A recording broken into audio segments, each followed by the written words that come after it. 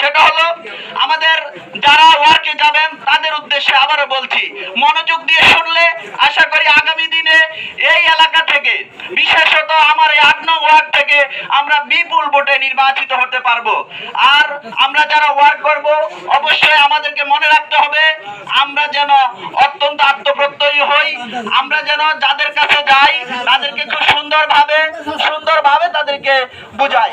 কারণ আমরাও যদি প্যাসিস্টদের মতো হয়ে যাই তাহলে বুঝতে হবে আমাদের এই যে ২৪-এর গণ অভ্যুত্থানের পরে যেই ধরনের আমরা পরিবর্তন চেয়েছিলাম সেই পরিবর্তন হয়নি।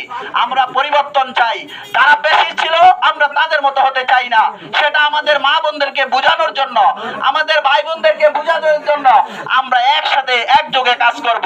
আমার উপরে অত্যাচার হয়েছে, এজন্য আমি এসে আবার নতুন করে আরেকজনকে অত্যাচার করব, সেই ধরনের রাজনীতি আগামীতে তারেক রহমান করবে না, সেটা আশা করি ইতোমধ্যে দেশবাসী বুঝতে পেরেছে।